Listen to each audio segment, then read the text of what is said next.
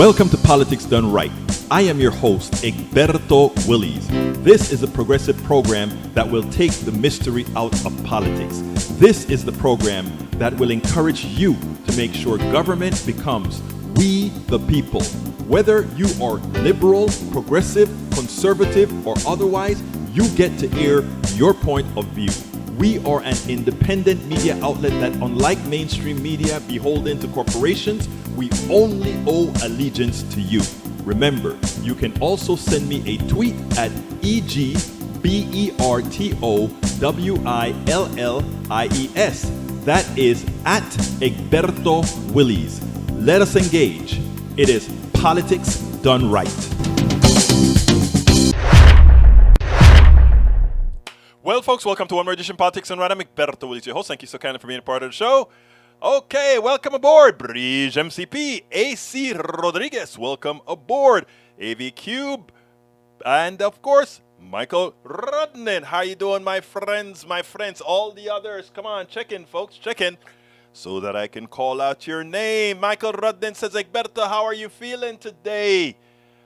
Pardon, I have a few long ones. Please read ahead and pick one to skip out right. Folks, I'm feeling better. You still have the cough, etc. You know, a little bit of the throat was never sore, it was just kind of congested. But anyhow, we are here doing the mission. Anyhow, starting with Rudnin's work, Common Dreams and Center for Biological Diversity. Biden accused of lighting fuse for one of the nation's biggest carbon bombs. I read that. The Unit Basin Railroad will spur an increase of up to 350,000 barrels a day, amounting to up to 53 million tons of annual carbon pollution, as much or more than what's produced by the nation's three largest power plants, sending tens of millions of barrels of crude oil each year from Utah to the Houston area for refining would be equivalent to adding a new refinery to the region, which already exceeds national pollution standards. Most of the railway, though, Ashley National Forest Park, 12 miles within 5 bridges and 3 tunnels, would be on public lands protected by roadless area conservation. The oil trains would increase the risk of fires and oil spills, along with activities to expand into an area that's protected an ecosystem critical to the public and environmental health, said Carly Farrow, Utah Sierra Club director. It is an egregious decision and exacerbates climate change instead of addressing the impacts we're feeling right here at home. We will stay resilient in the face of increasingly devastating consequences. President Biden could be doing everything in his power to respond to climate emergency, but he's about to light one of the nation's largest carbon bomb. This is pouring another 5 billion gallons of oil on the fire every year and bulldozing a national forest in the process, in a horrific step in the wrong direction. Everyone's so worried about the price of gas at the pump that the solutions for getting more crude oil refineries about to deal catastrophic damage. You know what? All of this is an education issue. The fact of the matter is, I hate to, sometimes you feel like you're beating a dead horse when you try to say, right now the oil companies are using this fall shortage, which is not a shortage, to try to extract whatever they can out of the administration, given that the administration is not very friendly to the oil industry. So all we can do is keep fighting, Michael, and we got to keep the pressure on and by keep informing people about what's occurring here. Good job. CBS News early morning explosion damages controversial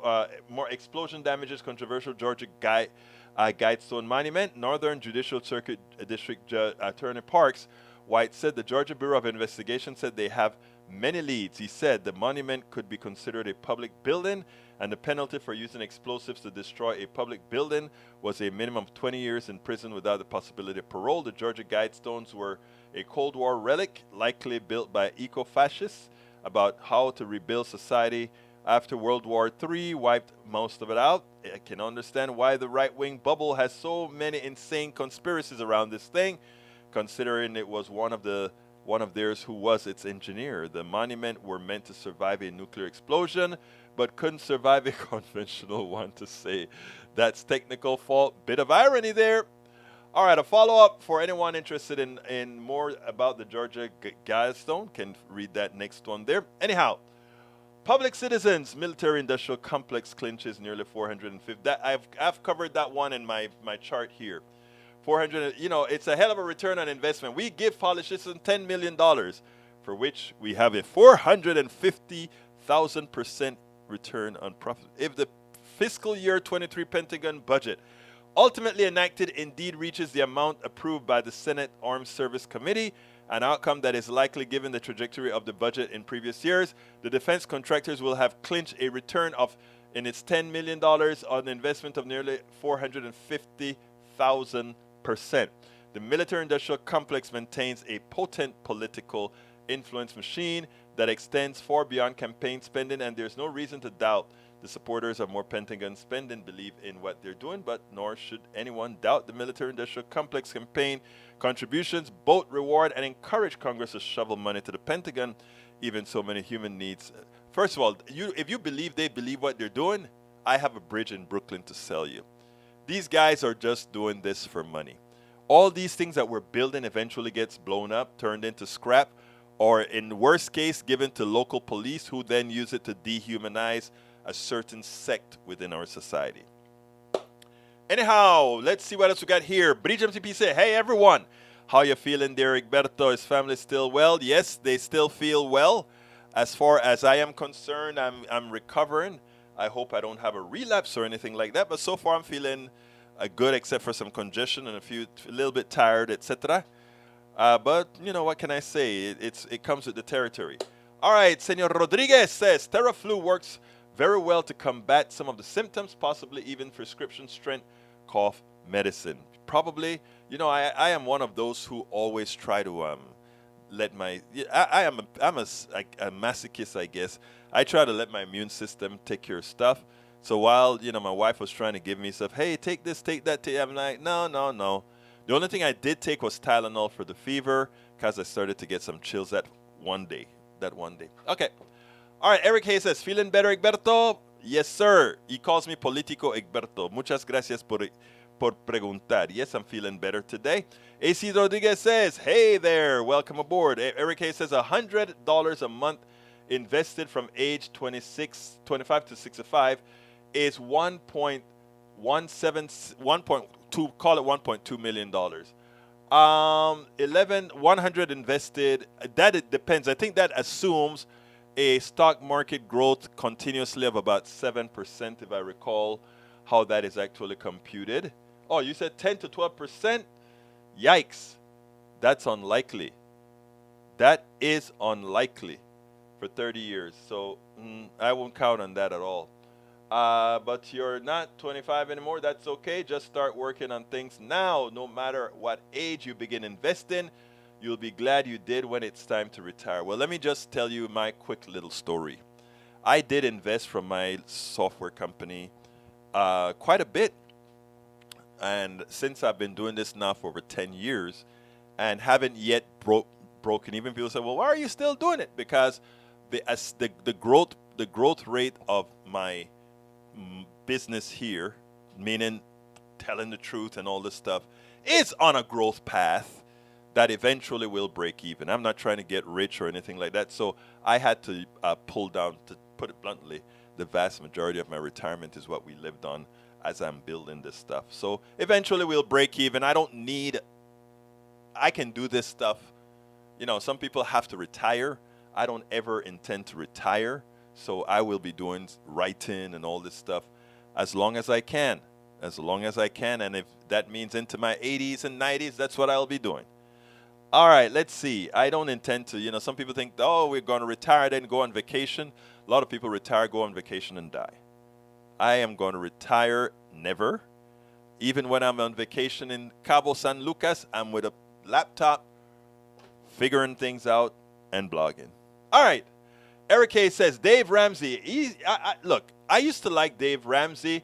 Unfortunately, he sort of have some conservative tenets that trickles into his financial planning, and that irks me because there's nothing good about conservative thinking when it comes to morality, and that's my issue. All right, let's continue. Hayes, my wife is an insurance salesperson. All right, let's see what else we got here. Para ver. Paul Fleming says, yep, I give him a hit in both places. Who hit? Okay, good. AC Rodriguez says, got to have the show up on 2 devices. Want to listen to the other 2 comments. Maywood says, good afternoon, everybody. How is everybody today? We are all fine. We're all fine. I'm recovering well. I think I'm recovering well. I think I'm recovering well. So I am fine, my dear. I'm fine. All right, continuing. We got AC Rodriguez says, want to listen to other to comment and get my statements wrong with my speech to text. That's funny. Maywood says, and a special, how are you, Egberto? Recovering from COVID, fine, sir. Recovering from COVID, fine.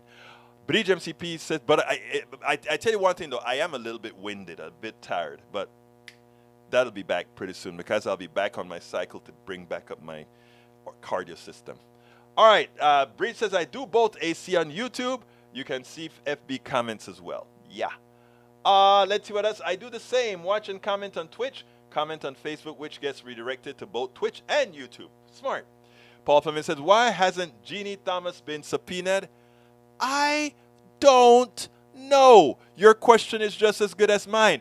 Jeannie was a part of the insurrection. You would think by now she would be called out. I agree. All right, let's see what else we got here. Why hasn't Jeannie Thomas? Okay, Egberto, COVID often becomes a 2-week ordeal that you have to live through. If you need to take time off, please prioritize your health. The good thing about doing this is I'm sitting, you know, the problem is this. When I go into bed, like I've been going to bed before midnight since I have COVID. And the thing about it is I normally go to bed between 2 and 3 in the mornings. So that's an extra 2 hours of rest that I normally don't get. And it's funny because while I'm there, it takes me a while to go to sleep because I'm so wired thinking about what I'm going to talk about, what I'm going to blog about, all that sort of thing. It's just sort of, ugh. But I love it. All right, Yvette Avery Herod, welcome, my dear. PDR Posse, I hope you're getting better daily. I am, my beautiful Yvette. I am. Alistair Waters, preciosa, she says. Hi, all. Hi, Alistair.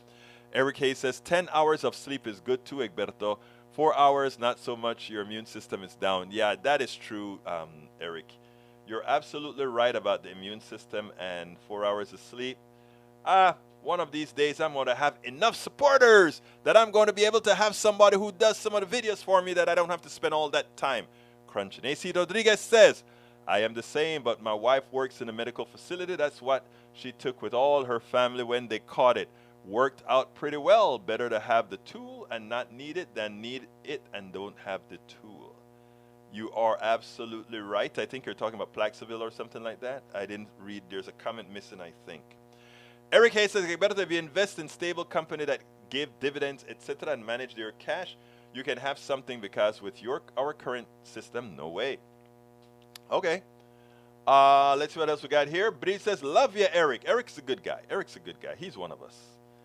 Egberto, don't forget to notify all the people you had close contact with over the weekend. I did. And replying, and by the way, you know, I'm on also all kind of channels that I went ahead and advertised it too, so I did. Carl Cox says, inflation caused by mega corporations and government spending. Don't believe conservative liars. Not government spending. I was about to correct you there till I saw that I actually made the mistake in how I read it. So anyhow, folks, thank you guys kindly for all those commentaries. Thank you for your commentaries. The first piece that I want to play today is about the DNC advisor as far as the election 2022, his thoughts on that. So let's go ahead and do it, and then we'll take it on the other side.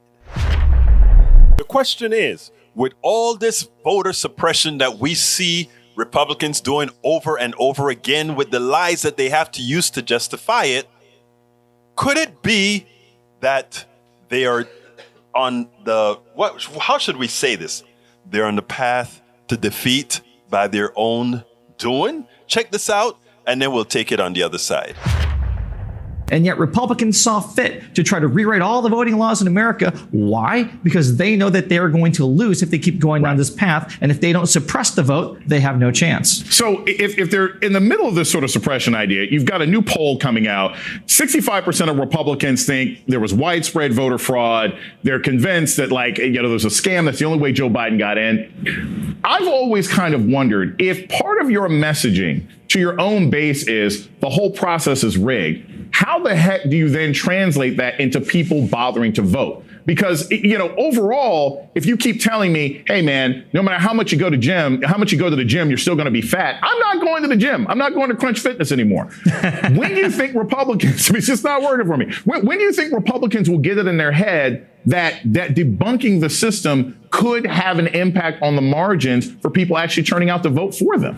I mean, you would think that after what happened in the Georgia special election, where railing against the fairness and the election integrity wasn't really a winner for them and cost them potentially those 2 seats, that they would learn the lesson. But again, this is the gospel of idiocy with the apostles of stupid following it and keep repeating these same mistakes over and over and over again. And you're right. At the end of the day, when we come to election day in November 2022, if turnout in the Republican areas isn't what the pollsters think it should be, look back at this as the reason. Last quick thing, Kurt, I got to ask you this. As you've seen some of these primaries come out, and sometimes far-right MAGA Republicans are losing to just mainstream terrorists supporting Republicans, they're saying, hey, look, I don't trust the election process. Do you think we could see splits down the line in the midterms that could lead to lower Republican turnout? Do you think hard-right MAGA people may say, hey, if my election-denying person isn't the candidate, I'm not going to vote? You think that's a possibility? Oh, I think it absolutely is. Again, we've seen some of this happen already in previous elections. And this has been the great concern that Republican leaders like Kevin McCarthy and Mitch McConnell privately have, that they're going to basically talk themselves out of a win by running these extremists, these out of touch with the mainstream Americans who want to do things that are just so far outside of where most voters are and where common sense is, that there's just no way they're going to be able to cobble together the votes to win. It's going to cost them. And they're going to be people who may not want to vote for a Democrat, but they're not going to vote for these people either. And they're just going to not vote. He had to practice that one. I'm sorry. That was too good. The gospel of idiocy with the apostle of stupid. He had to practice that. Anyhow, but that is true. If you don't think your vote matters, it's not going to affect those people who think their vote matters. It's going to affect those who think, well, we vote, it's not going to count anyway. As you try to suppress the other's vote, it just doesn't work. I mean, Georgia was a good example. We got Warnock and forgot his name out of it. So, let them keep doing what they're doing. But what we have to do is ensure that the people that we know support the progressive policies, which really in reality are most Americans, go out there and vote. Your vote matters, especially now. Go out there and vote your interests, not what somebody makes you believe is in your interests. Vote your interests. All right, folks. Hey, I'm getting ready to set up again for taking live calls. If you guys want us to start taking live calls, meaning people call in and talk, vote for me now. Tell me if I need to go do the work to do the work and a little investment to get that back up and running. So tell me, do you want to hear people call in live either by clicking on Zoom or dialing that Zoom call to get in? Let me know if that's what you want. If that's what you want, that's what you're going to get. So let me know if I should get back into that modal, and I'm waiting for your responses. All right. Eric says, it's government spending that cause inflation. So I mean, putting more money into people's hands, right, is what a lot of these conservatives want to say caused inflation. So, and in that height, they're calling it on the government, because the government gave money to people and people had money to spend, that it's government fault that the prices automatically increased. All right. We already discussed several times over and over again that in the case of gasoline, and I'm just using gasoline as one example. We could use it for every example, for food, for everything. Now, the way pricing work with these corporations, right, is they'll price whatever people are willing to pay for it.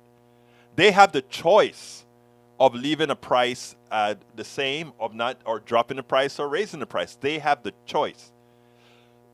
They know that Americans got some money from the government. Americans got that money from the government. Americans could do one of several things, right? They could save that money, or they could spend that money. What we found is a lot of people saved that money that they got from the government for a rainy day. But that was not good enough for corporate America.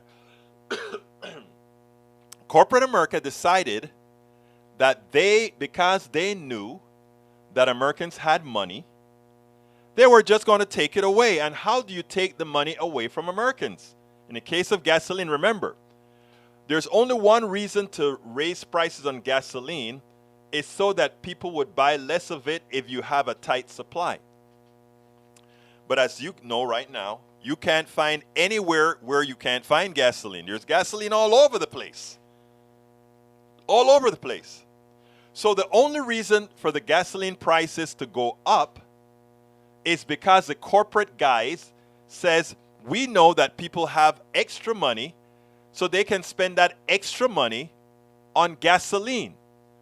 How do you get that it's the government that's causing inflation when it is the corporate guys who know that people have more money, so they are going to increase the price of the product because people are still going to buy it. They're not going to stop buying it.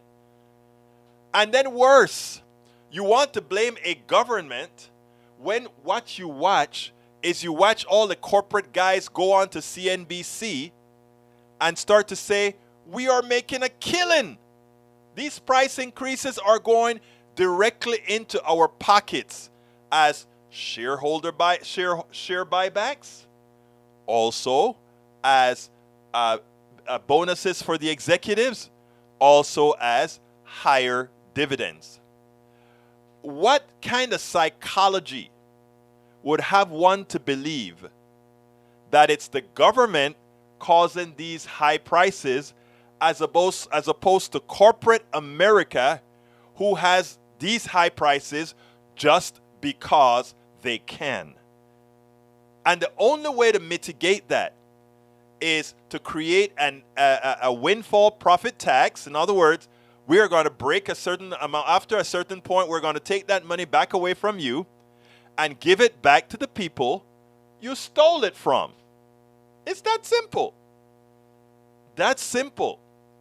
Now, of course, the best answer is on industries where people don't much have the choice, we should nationalize those industries where it is proven that these corporations will simply increase prices, make your life difficult, prevent you from saving because they can. And as long as we have many people continuing to talk about somehow the government being responsible for inflation, while you watch rich corporate guys get rich with bonuses, shareholders get rich with stock buybacks and dividends, and the average American citizen, most of which don't own stocks to earn that dividend, suffer and are unable to save. Folks, it's time for us to stop allowing them to dummify us into believing that it's we the people who are causing the problem, and understand who's actually causing the problem. Corporate America. They cause the supply chain problem. They cause the offshoring problem. They cause they cause all these problems are not government created problems. They're created by corporate America. Egberto, brain at night is the usual women's brain all day and night. You know what? I've been declared an honorary woman by a women's group here in Houston, so what can I say? All right. Peggy says, today in 1928, for the first time, Missouri Chilcoth Baking Company offers up packages of clean-made sliced bread. Sliced bread banned for a time in 1943 as wartime extravaganza. Really? Eric, you can't vilify an election that hasn't taken place yet. You are just projecting, and it is the reverse of what was about 2020. The president got elected, it happened, and accept it, move forward. We are not vilifying the election. We are talking about what's occurring right now. Read the news. In Georgia, where they're removing drop boxes to make it more difficult for people in minority areas to deposit their mail. And in several other Republican states, that's what they're doing. They're making sure to target areas were a lot of minority votes to make it more difficult or more strenuous for them to vote. That's not projecting to the future. That is stating the present. The present. Okay. Dave Smith says, do a search on here with Hunter Biden voicemail. Why would I want to do that? I have no interest in Hunter Biden. Remember what I spoke to you guys about yesterday, folks. Don't allow the right to change the subject. The subject for this election is the Supreme, a rogue Supreme Court was the second coup attempt as they took away women's right to their own bodies, as they took away environmental access by the EPA, as they took away many other things, and as they plan on giving states the right to overturn an election by taking that case in North Carolina. So those are the things that we're running on. And also, we're running on Republicans refusing to provide the safety net that Americans need, especially in a time when COVID is still active. And we need to prepare for another COVID expansion by stating they are not funding COVID mitigation. Remember that. Don't let them bring up Hunter Biden and judges and bond issues. That's crap. You stick to what is bread and butter for Americans and what affect their lives. Do not allow yourself to be convinced to take up another subject. So therefore, Dave Smith, Hunter Biden voicemail, no interest. I don't think you're getting interest here. All right, Michael Renner says, conservatives learning a lesson and admitting wrong before changing. This doesn't mean until they're badly personally affected, the repercussion of their beliefs and actions. Nope. Alistair Waters said, 100% accurate. Pat Cipollone tape testimony will be big for the 1-6 committee. He will corroborate Hutchinson's testimony and 45's murderous intent, detail the scheme to corrupt DOJ, and lots more. Lindsey Graham does not have a legitimate basis. All of this from E2247. Legitimate basis to resist the DA subpoena, federal senator contact says. All right, what else we got here? Biggest threat to 45 is always has been Atlanta DA. Some still focus too much on federal charges, sometimes not even mentioning GA. That's just wrong. GA should be addressed first. I think so. And Fannie Willis look like she's really, really serious, and she's like steady as she goes. Steady as she goes. All right, let's see. Bridge MCP says, hey, live calls? Not really. Kind of takes away from the show. Okay. Alistair Waters says, yes, live calls. See, I get two sides of the story. So what I'll probably do is have some days for live calls, have some days for not. All right, Rodney Segberto, as it comes to your vote doesn't matter, there's a Supreme Court case on the docket called Moore versus Happer that I want you to, if the Supreme Court rules badly, it assumes it will. Our votes really won't matter. That is the North Carolina case, I believe. All right, Bridge MTP says, unless calls are kept to a minute. You guys won't have to teach me how to do that. You know, I like to give people the chance to say their piece, but for the sake of the program, I may have to be stricter and tell them up front what I'm going to do. You know, I don't want to hurt anybody's feelings anyway. So we'll continue. I learned how to do it better than when I do it on air at KPFT. On air at KPFT, sometimes I get a hard time, but I learned how to do it to best satisfy this audience. All right, let's see what else we got here. Wow, Biden is shipping oil reserves to other countries, not ours. And why is this? Basically making the country weak. If an emergency happens fuel-wise, why not flood the market with American oil and lower the prices globally? Actually, I don't know if what you said, if you kind of reread what you said, but Eric, it really doesn't make much sense since we all know oil is a global commodity. So, you know, just saying. By the way, anybody else notice that all the places the Republicans are claiming the elections were rigged are Republican-controlled states? Right, because what they wanted to do is that even though Biden won in some of those states, they want to be able to overturn the thing. It's amazing, isn't it? It's amazing. Carl Cox, Bridge MTP says, I hear you, Alistair Waters, but most who are visually impaired and use a computer PC have software that talks to them. Carl Cox says, conservatives believe in welfare, corporate welfare for mega corporations. thus helping the mega rich. Conservatives don't believe in small business, don't believe in the bottom 90%. I agree. Daniel Ledo says, let's hear the justification for Biden selling our petroleum reserves to China. Actually, I think that's wrong. I don't have the evidence right now, but I do know that China is buying oil from Russia on the cheap, on the very cheap. And I gave you guys the corroborating information about a week or two ago. Dividends can receive by investing. Yeah, but not everybody have the money to invest. And even if they invested, if they only had $1,000, the dividends that you get on $1,000 investments are peanuts. Okay? We're talking about the mega investors right now. Carl Cox says Biden isn't shipping oil reserves to foreign countries. That's big oil's doing. Thank you for actually reminding them that, you know, our oil companies have not been nationalized. I think they should be, but they have not been. So it's not, you know, thank you. All right, Daniel Ledo says, Egberto denies he is a rabid Marxist. Are you listening? I think they are, Daniel. I think they are. All right, the government policy leading to higher prices wipes away everyone's savings, period. Can't blame your way out of this one. Voters will remember in November. I wonder, Eric, I gave you the cycle. I gave you the cycle of how I gave you just for gasoline, but I could just as well do it for milk, cheese, etc. But I gave you the cycle of how prices increase.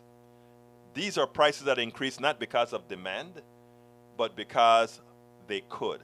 Because they knew there was money in Americans' pocket and they raised the prices as much as they could. That's not government's doing. Because if you're saying that's government doing that, that's saying government shouldn't put money into the pockets of people who would need it or would do well to save it or whatever, because we need to leave them in the condition that they're in. Only a certain few deserve to have excess revenue. That's what you're saying. If you're saying the average American citizen can't have some extra cash, that's what you're saying. I find it amusing. Not amusing, I find it really pathetic, but hey, if you can live with yourself on that, what can I say? All right, AC Rodriguez replying to Ledo, yes, he's a rabid critical thinker. Not sure that's the insult you intended it to be. Thank you, AC Rodriguez. Michael Rudden says Daniel wouldn't know what a Marxist stood for if one walked up to him, told him, then slapped him to make sure he understood. That is funny. That is, in fact, funny. All right, Alistair Waters talking to Bridge. Peggy says Moore and Harper concerns the independent state legislature doctrine, a.k.a. alternate electors, supreme Finnish coup Trump started. Exactly. And that's, I think, the North Carolina case. All right, let's see. What else we got here? June Littler. Once a month, first Saturday is okay. Phone activity. Otherwise, too easy to get off topic during the week. See, you see why I leave a lot of this up to the audience. I still need that. I think I need to be able to have the option to have that. So in case some reason to have it, maybe I'll have a 2 or 3 hour show for a particular day to cover that. I don't know. I've also been thinking about, I've been trying to see how to increase live audience participation. And I was getting some advice as far as trying bringing in some live folks at different hours of the night, where people are actually home and just kind of scrolling through YouTube or whatever.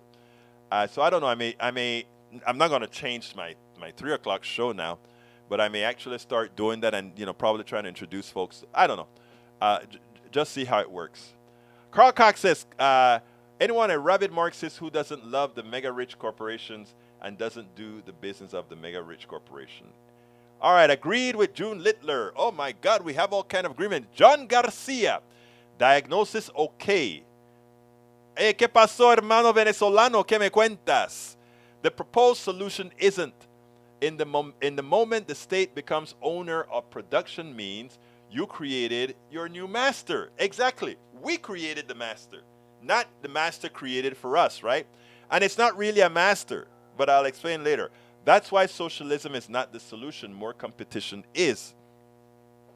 Let's give that a little analysis. By the way, John Garcia and myself mi amigo venezolano, we have some differences in opinion on democratic socialism and capitalism and why capitalism is an utter failure. And a good friend of mine said, Egberto, capitalism has problems, but tell me where another system has successfully worked. And I looked at him and I said, when you have the largest company with the country with the biggest military, no other form is allowed to work anywhere else. I'm not looking for some kind of a communist government or something like that. I want a government that has a very, very, very strong safety net.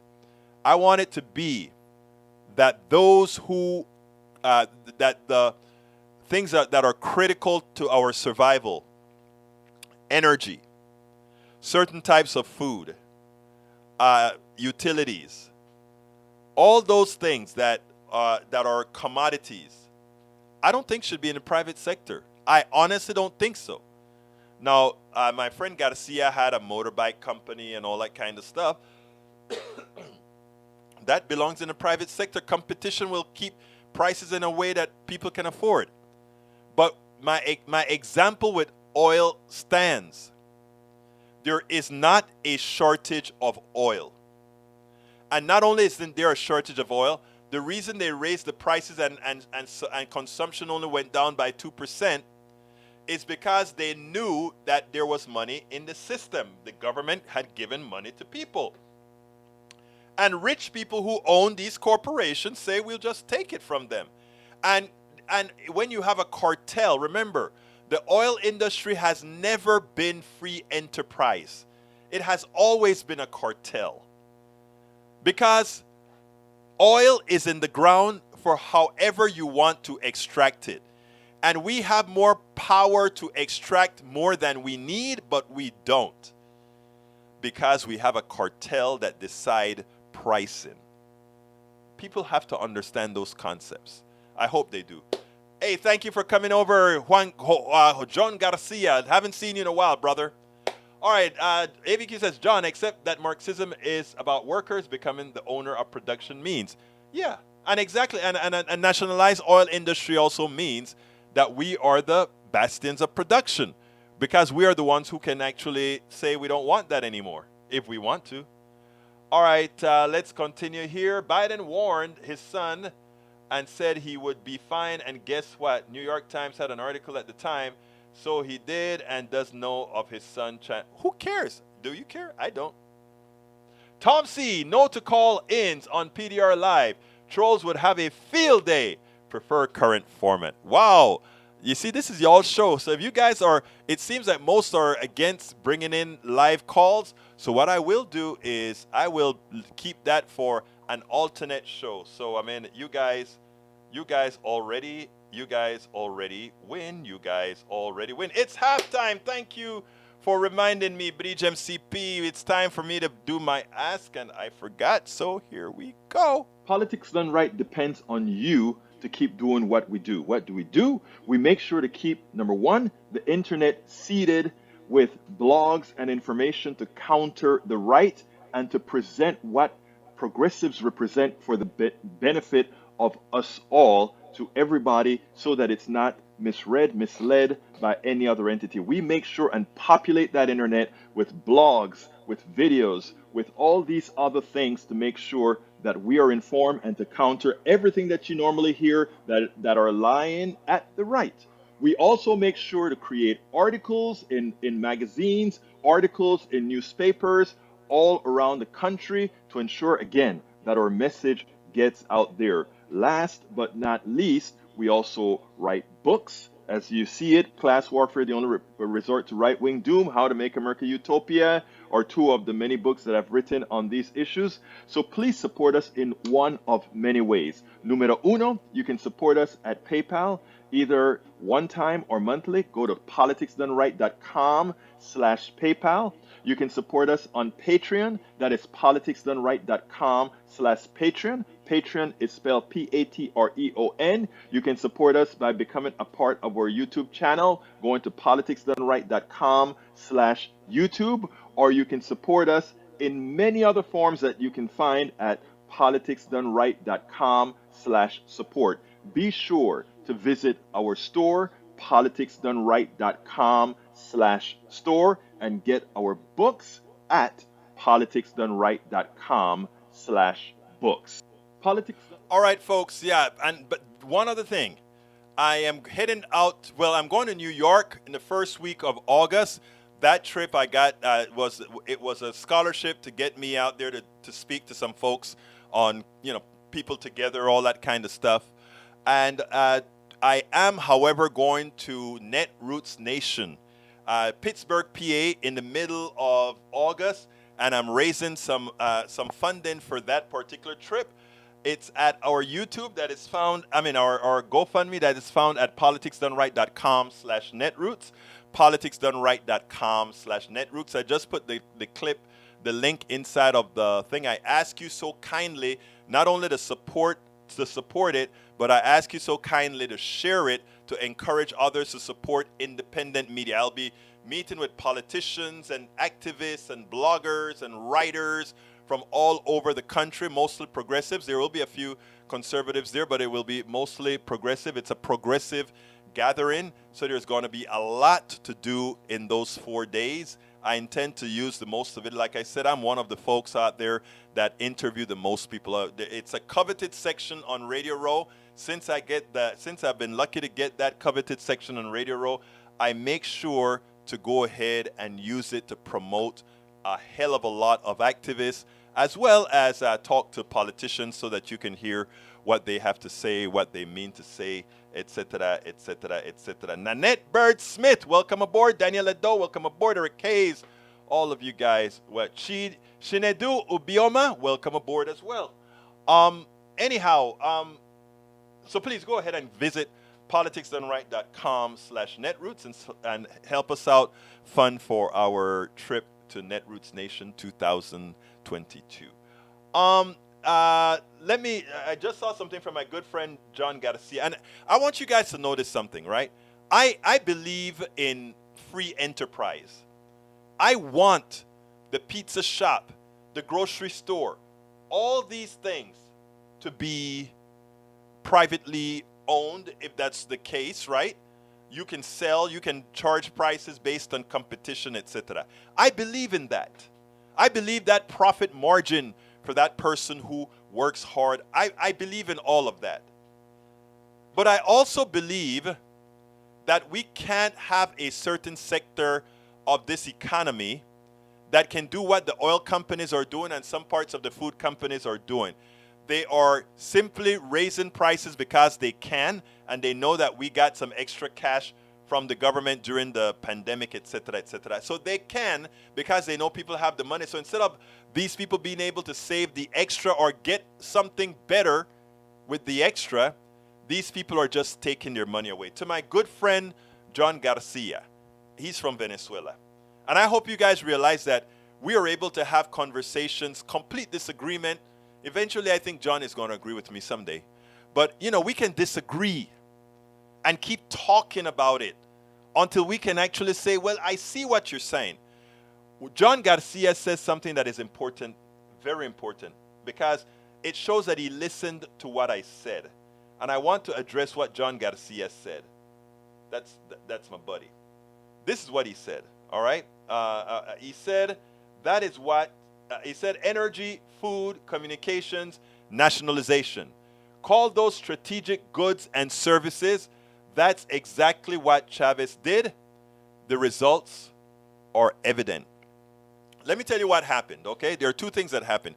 And what happened is you have to look at this through non-American eyes. Because what America does, right? Venezuela is a very rich country. They're full of oil and they have a lot of gold and other minerals. So there's a rich country. But the people are very poor. And the reason why are the people in Venezuela who runs everything. And Brother Garcia, he's a good guy. I know him personally. He's a good guy. But there are certain things that I don't think my brother sees because he was of the class that had, right?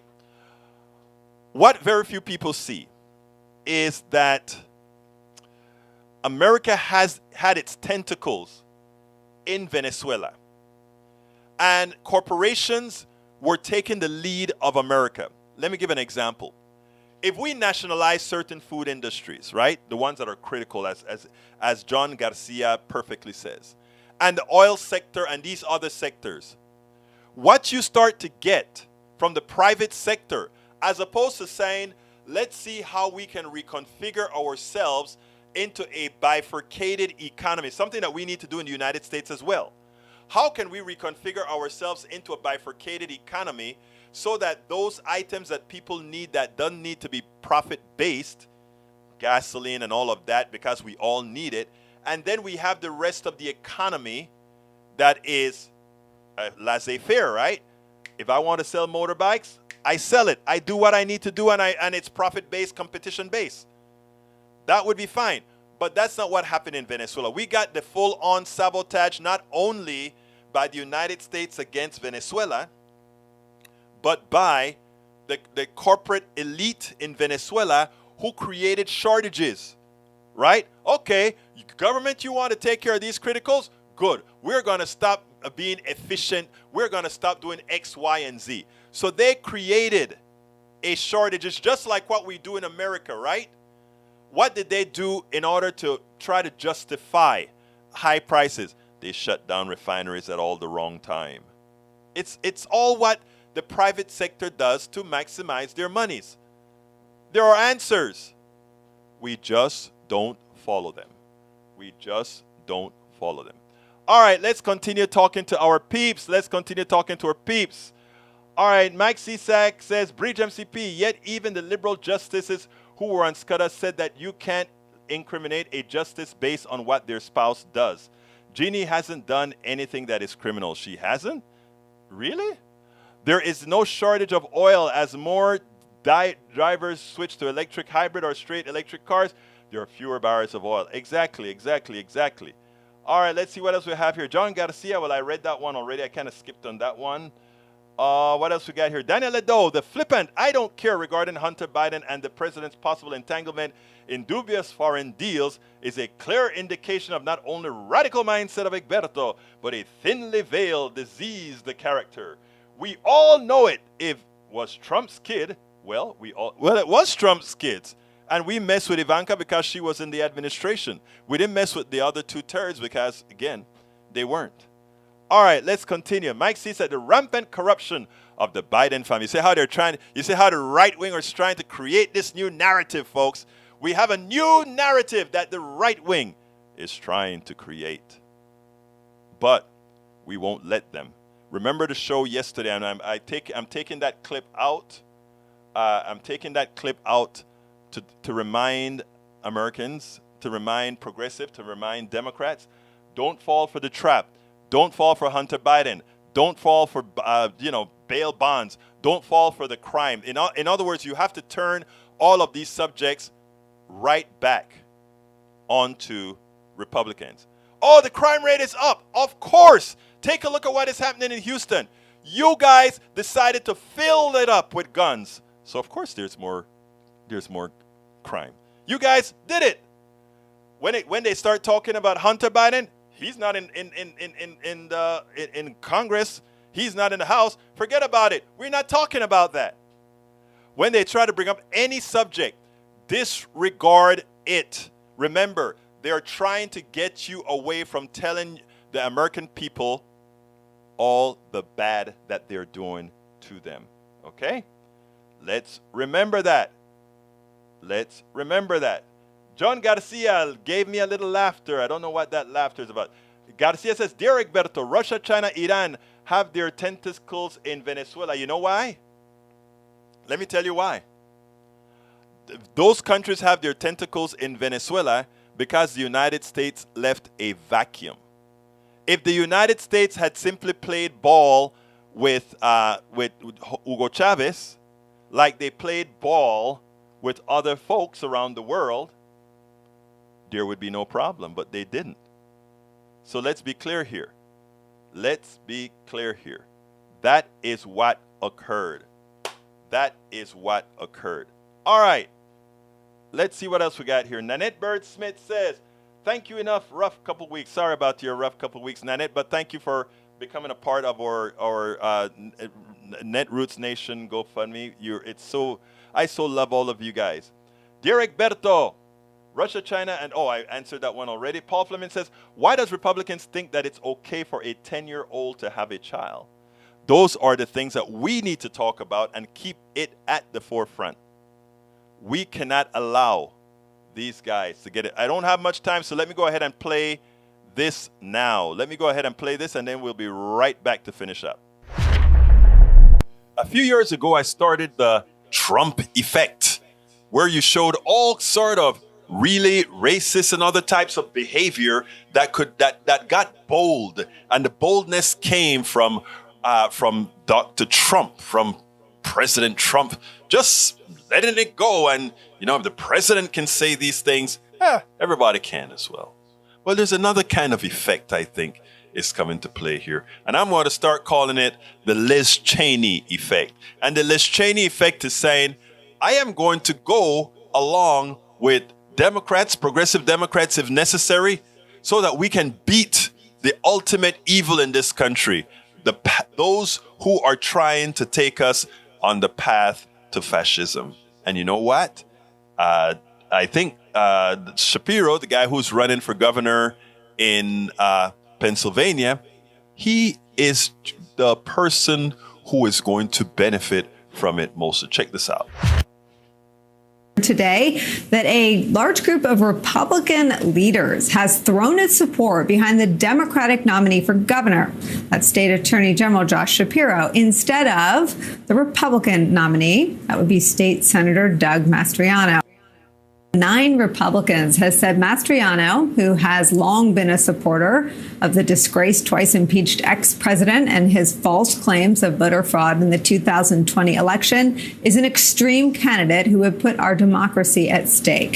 Mastriano's ties to the fringe of the extreme wing of the GOP were only highlighted this past weekend when his supporters were seen holding a 3%ers flag during an Independence Day parade. The 3%ers are a right-wing militia that has been identified by the Southern Poverty Law Center as an extremist group. The group also played a part in the January 6th attack on the United States Capitol. Joining us now, Pennsylvania Attorney General and Democratic nominee for governor, Josh Shapiro. Hello there, my friend. It's nice to see you. There's been so much happening, and we wanted to get back to the campaign trail, and this seemed like a perfect day. You've got 9. Let me put up the names. These are real Republicans. Charlie Dent, Jim Greenwood, former State House Speaker Denny O'Brien, former Lieutenant Governor, longtime State Senator Robert Jubelier, and former State Supreme Court Justice Sandra Schultz Newman. Tell us about how you got all these endorsements and how you got them today.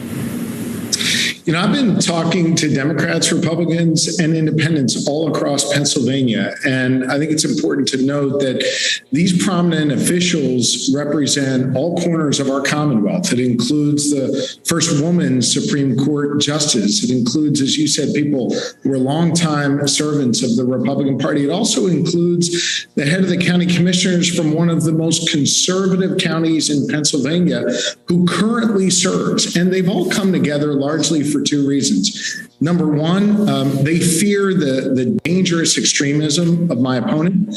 And number 2, they know I'm a guy with a long track record of bringing people together to actually get things done, which is what people want now more than ever.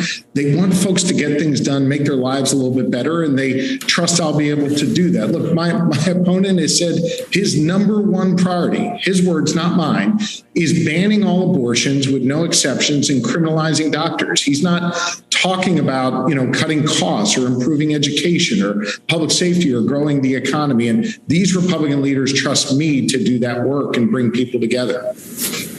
It is really outside the mainstream. I mean, a ban on all abortions and a ban on, does he oppose exceptions for rape and incest and life of the mother? He says, his words, not mine, he leaves no way for exceptions, not for rape or incest or to protect the life or health of the woman. And Nicole, this isn't some theoretical exercise or some political litmus test. This is now a reality in Pennsylvania because we know with this legislature, they will continue to put bills on the desk of the governor and the next governor to ban all abortions. My opponent will sign it. He said it's his number one priority. I will veto any bill that undermines a woman's right to choose here in Pennsylvania. So we see that it is obvious that we do, in fact, has an issue that can galvanize not only Democrats, but Republicans alike. Because again, these are human issues, not solely values of a particular sect issues. So the Liz Cheney effect is in full effect, and we expect it to continue not only in the Shapiro race, but in several other races where Democrats are getting support from mainstream Republicans to prevent the path, the walk towards fascism. All right, we're almost over with the show. I saw some comments that, let's see, the one that stands out, I think, is still Garcia. Because Garcia says that, you know, that the plutocracy is now controlled by those guys who own the companies, meaning the socialists who own the companies, et cetera, et cetera. And I always ask the same question, right? For a economic system that is predicated on ripping people off to succeed, it has to find a negative in any other type of system, whatever you call it, whether you call it socialist, bifurcated. I call mine a bifurcated economy, right? You have to find a reason. But I ask you a simple question. What makes you believe that a company run by government executives has any less of waste or efficiencies than one run by corporate, private corporate guys? There's only one difference. There is another layer of taking, right? In other words, shareholders have to get paid, profits have to be made, executives get their bonuses. If you run by the government, you may have bonuses, etc., but you don't have this stuff called stocks, which have to pay to dividends and whatever to these shareholders. So even if you are a tad bit more inefficient than the private sector, you're ahead. But you generally are not, because again, the private sector have this semblance of efficiency. But it's not true. If you take a look at every time we have the private sector take over public transportation, it costs more. Medicare run by private corporations called Medicare Advantage, it costs 20% more. I mean, every time we can do a direct comparison between a service government provides and a service that governments relegates to the private sector to provide, it always turns out that government is less expensive than and more efficient than the private sector. And that goes without saying. If you have to pay a dividend, if you have to pay all these things, that profit then becomes an expense to the system. It's a lie that we have been indoctrinated with, that we have to get out of our system. Every country in Europe that has tried privatizing the rails or the buses or whatever, they ended up paying more, getting less. Because remember, corporations are there to maximize the profit of the shareholders, while when run by government, there's one exception to the rule. And let me give you that exception. If I only have part-time services that I need, let me give an example. Let's say in the Northeast where we have to clean the roads of ice, right? We're cleaning the roads of ice. It doesn't make sense for us to populate all ourselves with all these trucks and all of that when you have individuals that can, for the winter season, private companies go ahead and they clean up the streets, individual private companies clean up the streets. And then In the summer when we don't need them, they go do something else for somebody else. That is more efficient in the long run for the government to use the private sector to do that. But when it comes to things like healthcare, gasoline, and all of that, it will always cost more to have the private sector do it. Anyway, thank you so kindly for being here with me. Please, please, please support our Netroots. Go to politicsdoneright.com. Let's see. Egberto completely ignores them. Let's see. Thanks for everyone, and Egberto, get better sleep. I'll get some more sleep. Please go to my GoFundMe, politicsdoneright.com/netroots, politicsdoneright.com/netroots. Please support our GoFundMe to send us to Pittsburgh, PA, middle of August. We're going to go out there and we're going to interview, and what again? Interview. Have a wonderful day. My name is Egberto Willis. This is Politics and Right. You guys know how I end this baby. I am what? Out.